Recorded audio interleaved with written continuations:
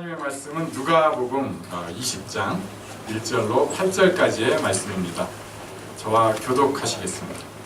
하루는 예수께서 성전에서 백성을 가르치시며 복음을 전하실 때 대제사장들과 서기관들이 장로들과 함께 가까이 와서 말하여 이르되 당신이 무슨 권위로 이런 일을 하는지 이 권위를 준 이가 누구인지 우리에게 말하라. 대답하여 이르시되 나도 한 말을 너희에게 물으리니 내게 말하라. 요한의 세례가 하늘로부터냐 사람으로부터냐. 그들이 서로 의논하여 이르되 만일 하늘로부터라 하면 어찌하여 그를 믿지 아니하였느냐 할 것이요 만일 사람으로부터라 하면 백성이 요한을 선지자로 인정하니 그들이 다 우리를 불로 치실 것이라 하고 대답하되 어디로부터인지 알지 못하노라 하니 예수께서 이르시되 나도 무슨 권위로 이런 일을 하는지 너희에게 이르지 아니하리라 하시니라. 아멘. 우리 옆에 계신 분에게 응답 받았습니다 이렇게 말씀해 주시겠어요? 무슨 소리인지 좀 이따 나옵니다.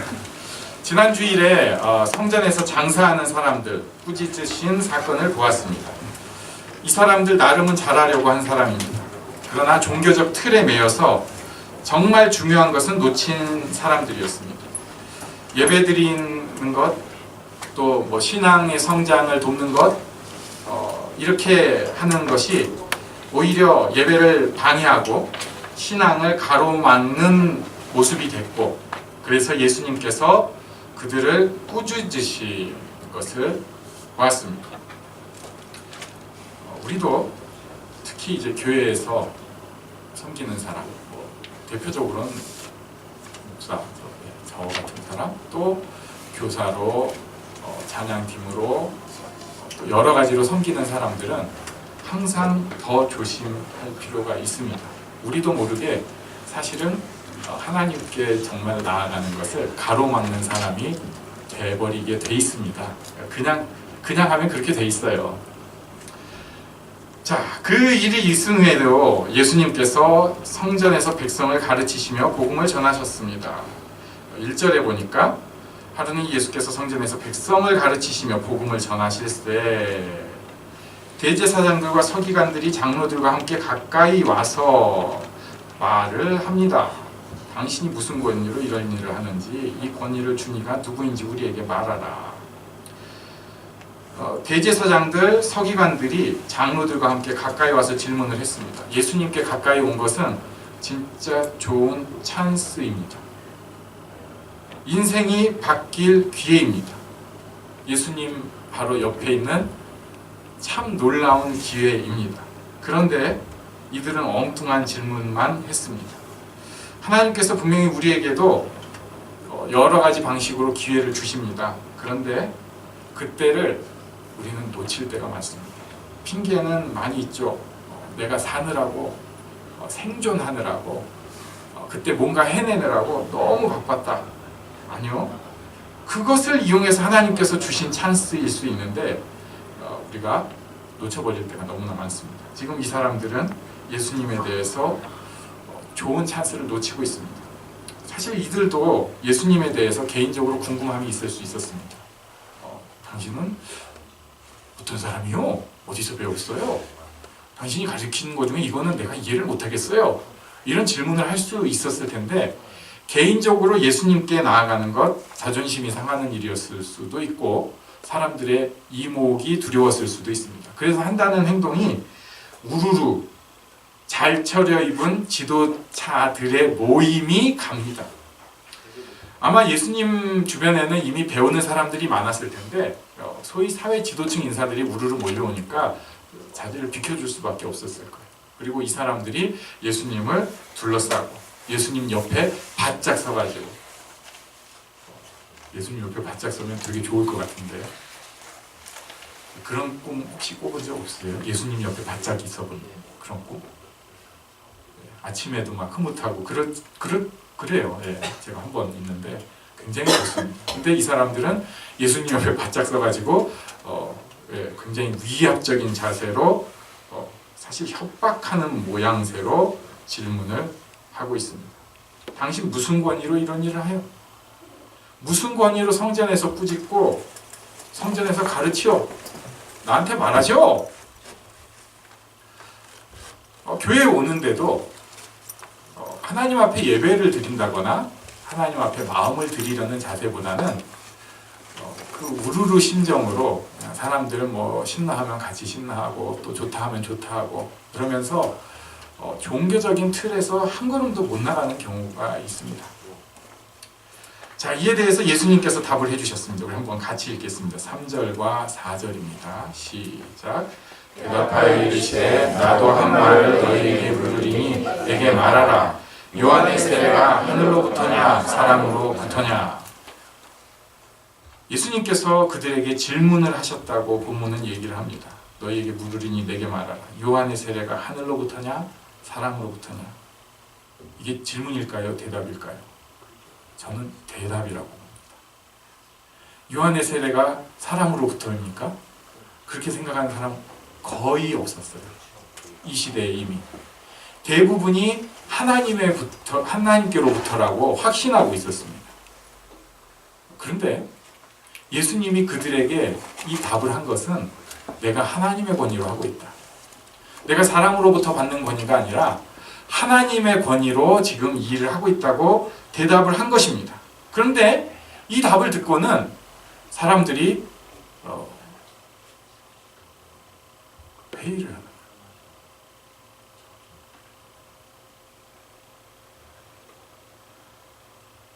정말 이럴 수가 있어요? 하나님께서 답변을 하시는데 그것에 대해서 회의를 하는 거예요. 이거 딱 우리의 심령입니다. 이 사람들이 뭐라고 하냐면 5절에 보니까 하늘로부터라 하면 왜 안 믿었느냐 할 것이요. 6절에 사람으로부터라 하면 백성들이 무섭다는 것입니다. 이 사람들은 사실이 중요하지 않습니다. 진리가 중요하지 않습니다. 자신의 내면에 믿음이 없습니다. 주변 상황에 따라서 무엇이 유리한가, 불리한가가 중요합니다. 그냥 나 사는 모습 가운데 여러 가지 일들 그런 것에 따라서 왔다 갔다 할 수 있는 거예요. 문제는 단순히 줏대가 없는 그런 수준의 것이 아니라는 것입니다. 참 진리에 대해서 혹은 진짜 인생에 대해서 이해도 안 하고 고민도 안 하고 자기 육신에 편한 것, 자기 눈앞에 보이는 것만 어떻게 중요하다고 생각을 하는 거예요. 그러니까 큰 안목으로 보면 불쌍한 인생이 됩니다. 속는 인생이 됩니다. 속이는 인생입니다. 이 사람들이 게다가 교회 지도자들이잖아요. 교회 지도자가 진리가 뭔지, 믿음의 뭔지에 대해서 생각을 안 해요. 교회를 오래 다녔어요. 근데 신앙에 대해서 생각을 안 합니다. 그냥 종교적인 틀에서 사람들 만나러 다니는 것이고 그냥 거기에서 인사하러 가는 것이지 하나님 바라보고 씨름하지 않습니다. 굉장히 안타까운 현실이에요. 지금 교회가 그 짝이 났습니다. 이번에 제가 세부에 가가지고 배송교사님이랑 단둘이 알콩달콩 시간을 보내려고 했는데 문제가 생겼어요. 지난 주일날 어느 교회에서 두 분이 만나가지고 얘기를 하다가 당신은 세부에 가야겠다. 그래가지고 주일 밤에 배송교사님이랑 저랑 같이 있는데 연락이 온 거예요. 그리고 내일 보내겠습니다. 그래가지고 월요일날 밤에 한 분이 비행기 타고 왔어요. 그래가지고 저랑 같이 공항 가서 픽업해가지고 그분이랑 이제 일정을 계속 같이 보냈는데 이분이 조금 독특한 교회를 다니고 계시더라고요. 나다 공동체 교회. 뭔 소리인지. 네. 근데 그 목사님이 조금 더 독특하신 분이에요. 이분은 교회 이름을 쓰기를 싫어하신대요. 그냥 우리 나다 공동체로 끝내자 이렇게 얘기를 했는데 사람들이 그건 좀 곤란하다. 그래도 나다 공동체 교회라고 하자. 이렇게 얘기를 했다는 거예요. 맨 처음에 제가 그 얘기를 듣고 조금 기분이 안 좋았어요. 왜냐하면 교회가 예수님께서 머리로 계시는 곳이고 우리가 요즘 읽고 있는 사도행전 증인들이 목숨을 걸고 세운 공동체가 교회거든요. 근데 교회란 말을 쓰기를 싫어한다는 거예요. 그래서 그분 좀 이상한 거 아니야? 라고 얘기를 했는데 조금 더 얘기를 해보니까 무슨 말인지 바로 공감이 되더라고요. 교회가 이미 교회라는 말을 쓸 때 너무 종교적인 틀에 다 갇혀버렸다는 거예요. 그 틀에 예수님 믿는 것은 사라져버렸다는 거예요. 교회 행사, 교회 시스템 이런 것만 잘 차려져 있지 정말 자기 자신이 하나님 앞에 나아가거나 한마디 고백을 하거나 성경을 정말 자기 눈으로 보고 그 가운데 자기가 묵상을 하거나 아니면 정말 힘들 때 기도를 하면서 살려달라고 또는 그런 신앙 벗어나면 이제는 하나님 앞에 묵상하면서 이렇게 교제하는 그런 교회가 거의 없다는 거예요. 그래서 그분은 교회라는 이름 쓰기가 싫다. 요즘 제가 사도행전 읽으면서 그것에 대한 책을 하나 읽고 있습니다. 스프롤 목사님이 쓴 사도행전 강해라는 책인데 제가 좀 가깝게 지내던 후배가 번역을 해가지고 그놈이 이걸 번역했어? 하면서 더 감동을 받으면서 읽고 있어요. 꽤 두꺼운 책인데 그분이 뭐 이렇게 딱 명확하게 쓴 것은 아닌데 제가 그 책 보면서 느낀 게 이거예요. 기독교는 종교가 아니다. 진리이고 결단이고 행동이다. 진리이고 결단이고 행동이다. 종교가 아니다. 이렇게 표현을 해요. 굉장히 불편한 사실입니다. 그냥 교회 다니면서 편히 시간을 때우는 것은 또 재밌는 어떤 퍼포먼스를 보는 것은 그나마 좀 유익할 수 있어요. 또 좋은 얘기들이에요. 제가 들을 때 나쁜 얘기를 하는 경우는 별로 없더라고요. 그러니까 내 식으로 그거 괜찮네 하고 판단자의 위치에서 딱 구경하고 있을 수 있어요. 그리고 또 교회에서 좋은 교제를 나눌 수 있잖아요. 우리 한번 옆 사람 보면서 반갑다고 인사해 주시면 고맙겠습니다. 네, 저기 애기들 방도 옆에 계신 분에게 반갑다고 한번 손 한번 잡아주시고. 네. 좋잖아요? 지금 끔찍하셨어요? 난 옆에 이 사람이 있어서 손 한 번 잡는데 괴로웠습니다. 이런 사람이 있구나. 그건 특별한 경우고 대부분은 좋습니다. 그러다 보니까 교회 다니기 시작한 거예요. 처음이 힘들었지 어느 정도 자기도 한번 은혜 경험이 있고 그러고 나면 괜찮기 시작해요. 그래서 그냥 댕기기 시작합니다. 성경 안 읽습니다. 기도하는 씨름 같은 것은 저랑 관계없는 얘기입니다. 왜 그런 씨름을 하고 앉았어? 마음의 결단? 그런 거 애들이나 시키고요. 그러니까 하는 짓이 맨날 남 흉보고요. 세상 사람들이랑 차이가 하나도 없습니다. 사람들 좋아하는 거 똑같이 좋아하고 그 수준에서 끝납니다. 교회 와가지고도 솔깃한 것이 나 잘 되는 얘기, 그 다음에 자식들 잘 키우는 얘기, 또 남 까는 얘기, 뭐 이런 얘기들에 그냥 따라가는 거예요. 실제로 제가 좋아하는 목사님인데 이 목사님이 교회에 대해서 이분은 이제 소위 기성교회를 그냥 잘 하시는 분이에요. 이렇게 얘기를 하더라고요. 교인들은 딸딸 볶아야 된다. 딸딸 볶아야 돼. 안 그러면 딴 생각만 하고 자기가 그렇게 하는 거죠. 뭐 종교적인 틀에 갇히니까 딸딸 볶아가지고 아예 정신을 못 차리게 하면 그러다가 은혜 받고 변할 수 있다는 거예요. 모르겠어요. 이분은 아예 딸딸 볶으라고 하고 아까 얘기한 그 나다 공동체 교회는 그런 거 아예 하지 말아야 된다고 하는데 교회가 예수님 따르는 무리들인데 이런 식으로 우리가 헤매기 시작하니까 그때 예수님 앞에 와서 질문을 하고도 답변을 들었는데 자기가 유리하냐 불리하냐만 따지는 당시 종교 지도자들하고 차이가 별로 없어진 것입니다.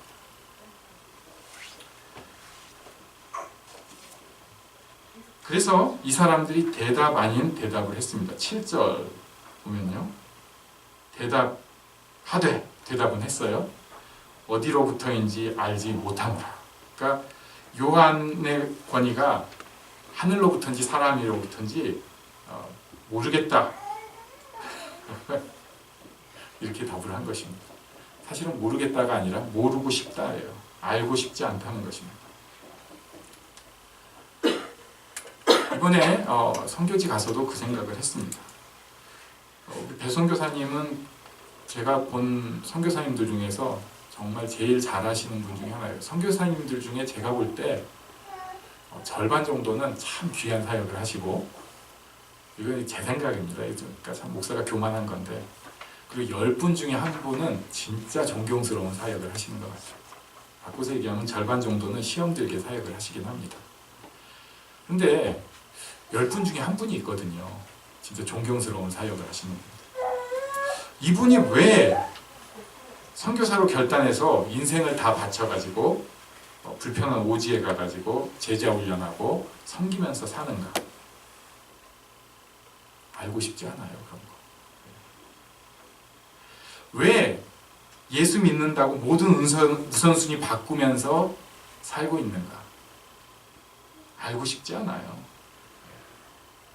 왜 신앙생활 한다고 그렇게 교회에 자꾸 오려고 하고 교통도 불편하고 그런데 교회 와가지고 여기서 뭐 잔다, 기도한다 이러고 있느냐? 알고 싶지 않아요. 성격도 별로 안 좋고 머리도 별로 안 좋고 그런데 왜 그렇게 또 예수 믿겠다고 날뛰고 다니는가? 그런 거 알고 싶지가 않습니다. 예수 믿는다는 것이 어떤 것인지에 대해서 교회는 오고 있는데 그게 어떤 건지 아니? 자기들끼리 회의하다가 모르겠는데요. 이렇게 답을 하는 것입니다. 우리나라 초기 선교사 중에 에비슨이라고 하는 선교사님이 계세요. 이분이 우리나라 와서 선교 활동을 하는데 몸이 말을 듣지가 않습니다. 진짜 몸이 말을 안 들어가지고 어쩔 수 없이 다시 북미로 돌아가서 휴양을 해야 했습니다. 병원 다니면서 이제 고치는데 그러면서 마음의 비전이 생겼어요. 조선 땅이죠, 그때는. 조선 땅에 필요한 것이 다른 무엇보다 병원이 필요하다. 그 사람들에게 병원과 복음이 꼭 들어야겠다. 그래서 그것을 기도를 하기 시작했습니다. 그렇게 기도를 하다 보니까 어떤 사람을 만났는데 고든이라고 하는 사람이에요. 이 사람이 설계사였습니다.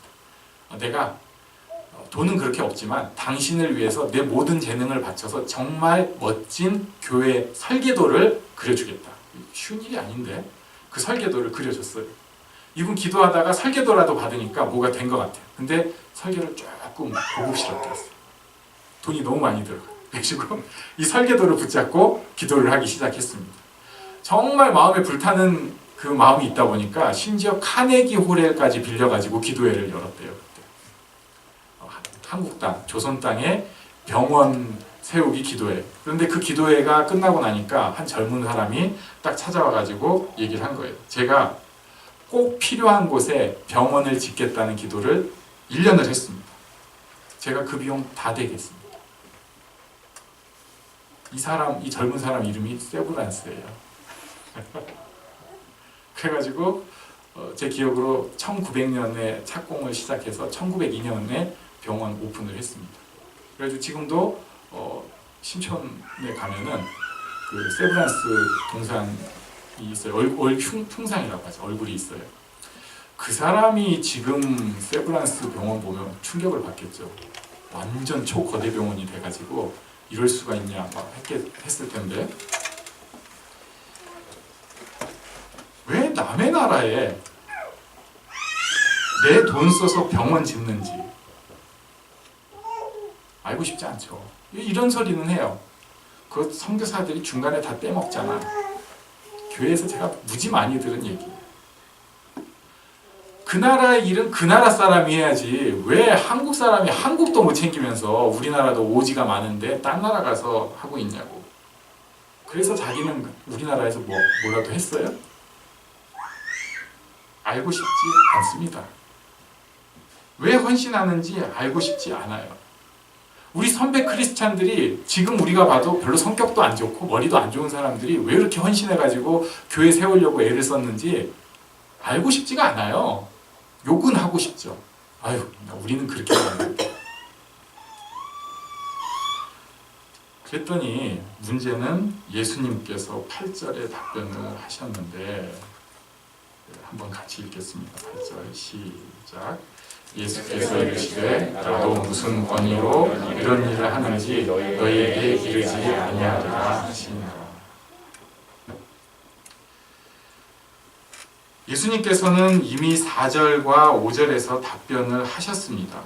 그런데 못 알아듣고 스스로 속이고 대답을 모른다고 하는, 알고 싶지 않다고 하는 이들에 대해서 예수님께서도 무슨 권위로 이런 일을 하는지 대답을 안 하셨어요. 대답을 안 하셨습니다. 교회 와서도 알고 싶지 않아 하는 사람들이 있습니다. 처음에 몰라서 알고 싶지 않다고 할 수 있겠죠. 근데 더 문제는 교회 다니면서 조금 알았다고 더 알고 싶지 않아 하는 사람들이 있습니다. 내 식으로 살면 이만 하면 됐지, 나는 가르치는 존재지, 알고 싶지 않다고 생각을 하는 거예요. 모르겠습니다. 예수님께서 그 사람에게 답을 안 하기 시작합니다. 언젠가부터 기도하는데 응답이 사라졌어요. 예배를 드리는데 마음의 감동이 전혀 없기 시작합니다. 그러니까 교회를 다니는데 세상 사람들이랑 똑같은 힘을 가지고 똑같이 일을 하려고 해요. 제가 생각할 때 그래도 세상에서 좀 세게 나가려면 이 정도 속담은 알아야 되는 것 같아요. 와신상담. 이게 그거잖아요. 장작 위에 누워서 자는 거잖아요. 와신. 그러니까 절대 복수할 때까지는 편하게 안 자겠다. 제가 어제 마룻바닥에서 잤는데 굉장히 힘들더라고요. 피곤해서 그냥 잤는데.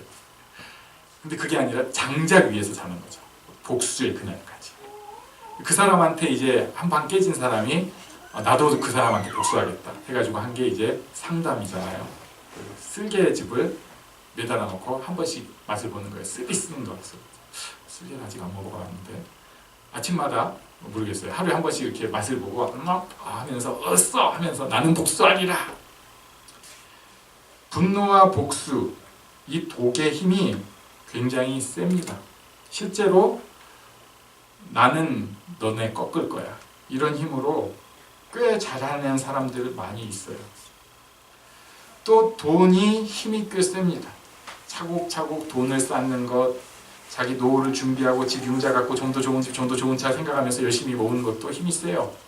또 주변에서 돈의 힘을 보기 시작하면 나도 돈을 모아야겠구나 이런 생각이 듭니다.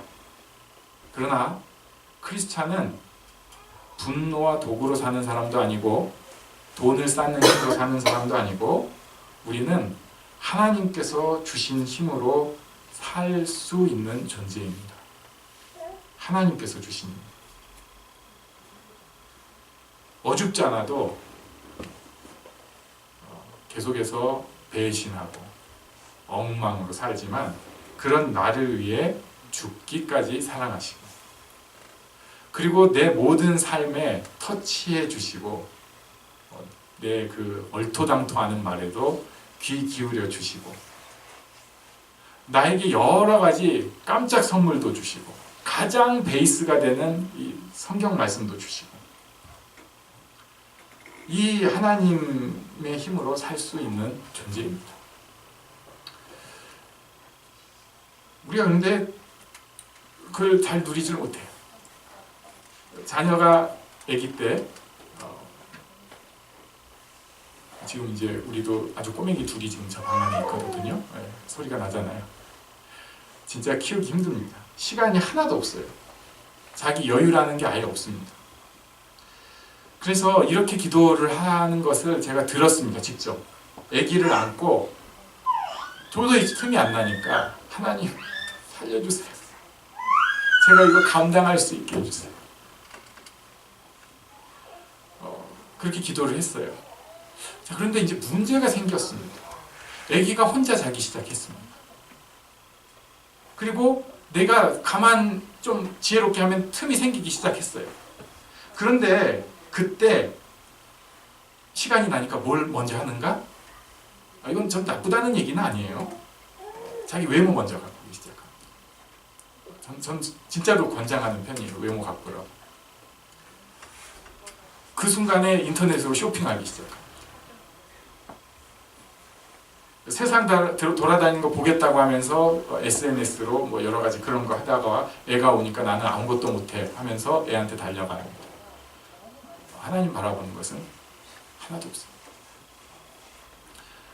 어느 가정에서 직접 있었던 얘기인데 애가 막 이제 뭐 난리를 치는데 남편이 갑자기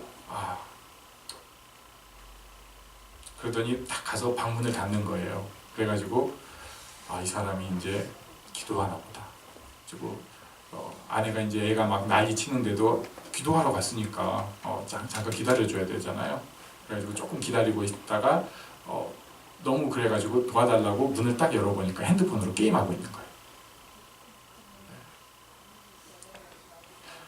근데 이게 제가 그 얘기 들으면서 뭐라고 하긴 했지만 우리의 현실입니다. 하나님께서 힘을 주신다고 말로는 얘기를 하는데 안 믿는 거죠. 쇼핑이 소위 스트레스 해소하는 것이 내게 힘을 훨씬 더 주지 하나님 앞에 걱정하고 나가는 것이 힘준다고 생각을 안 하는 것입니다. 그리고 나서 나중에 이런 얘기를 합니다. 살기 너무 힘들다. 은혜가 하나도 없다. 시간도 하나도 없다.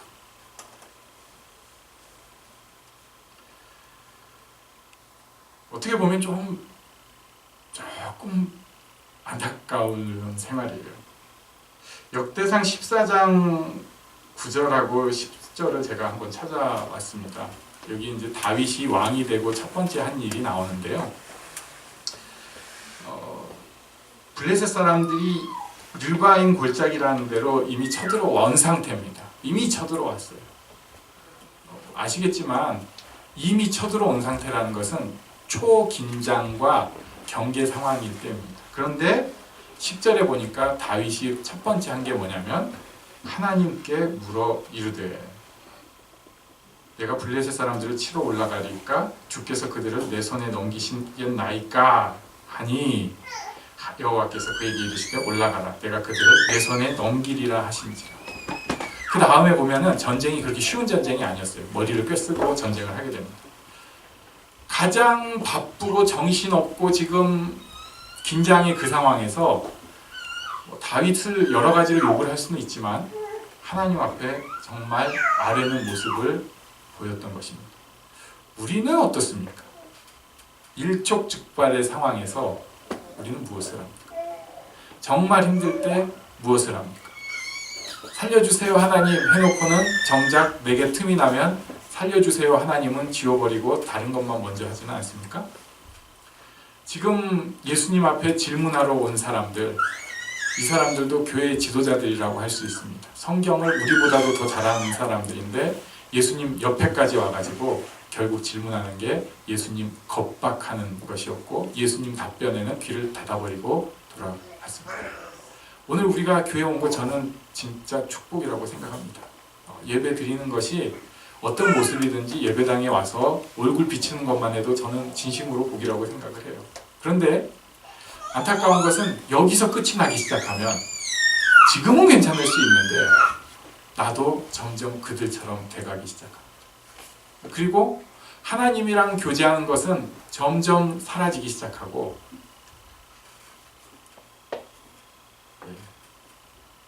종교인으로 굳어갈 수 있습니다. 그렇지 하지 말아야겠죠. 내 힘은 어디에서 나옵니까? 우리의 힘은 오직 하나님 한 분이 있는 것을 고백합니다. 지금 우리 잠깐 일어나서 함께 기도하는 시간을 갖겠습니다.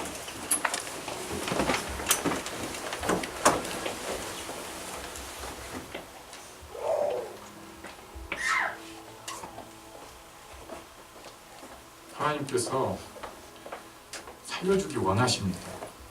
길을 주기를 원하세요. 우리가 귀를 막고 거부하고 있습니다. 하나님, 저를 향한 그 뜻을 알고 따를 수 있게 하여 주시옵소서. 함께 기도하는 시간 갖겠습니다.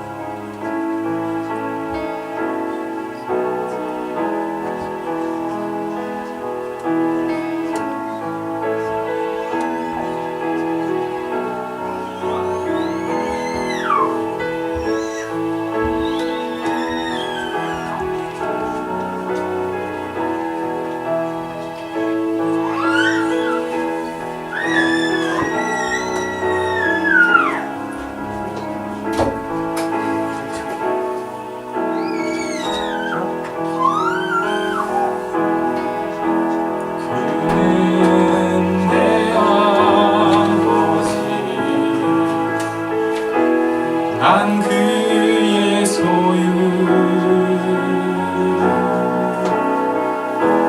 내가 어딜 가든지 날 떠나지 않죠.